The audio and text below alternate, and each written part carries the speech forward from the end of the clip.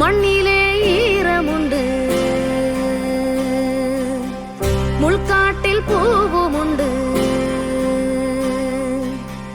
நம்பினால் நாளை உண்டு, கைத்தாங்க ஜீவனுண்டு. எங்கே போனாலும் உன் வானம் கண்ணோடு, எல்லை இங்கில்லை வா. பிச்சை எடுக்கிறவங்களை விட இவங்கள மாதிரி வேலை செய்யறவங்களுக்கு உதவுங்கள் அப்படின்னு ஒரு டேக் லைனோடையுமே இந்த வீடியோவை அவங்க போஸ்ட் பண்ணிருக்காங்க.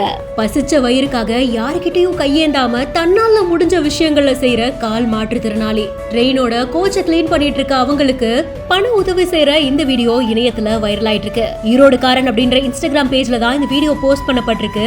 இந்த வீடியோக்கு கீழே நிறைய நெட்டிசன்கள் தங்களுடைய கருத்துக்களை பதிவு செஞ்சிருக்காங்க. இவங்கள மாதிரி மாற்றுத்திறனாளிகளுக்கு ஏதாவது ஒரு வேலையை ரெடி பண்ணி கொடுக்கலாம் அப்படின்னு, நான் கூட இந்த மாதிரி முடியாதவங்களுக்கு உதவி பண்ணுவேன் அப்படின்னு, உழைச்சுதான் சாப்பிடணும்னு நினைக்கிற இவங்க எல்லாருமே நல்லா இருக்கணும் அப்படின்னு தெரிவிச்சிருக்காங்க.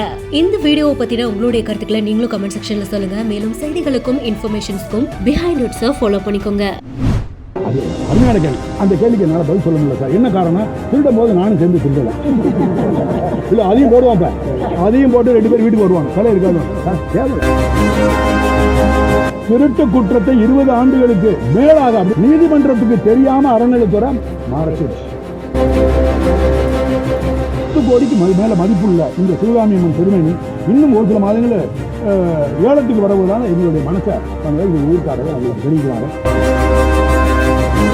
பெரிய நாய்க்கு வேண்டிய ஆதாரம் நான் சொல்ல மாட்டேன், என்கிட்ட இல்லை.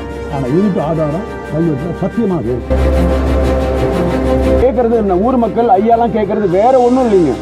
எங்க முன்னோர்கள் எங்களுக்கு விட்டு சென்ற பொக்கிஷத்தை பாதுகாத்து கொடுங்கன்னு கேட்கறதுல என்னங்க தப்பு இருக்கு? இந்த சிலை காணா போயிடுச்சுக்கிற தகவலுக்காக வந்தோம். கூட்டு பிரார்த்தனைக்கு கூப்பிட்டு வந்திருந்தோம். அந்த தெய்வ விக்கிரம் வந்தோட பேர் சிவகாம சுந்தரி.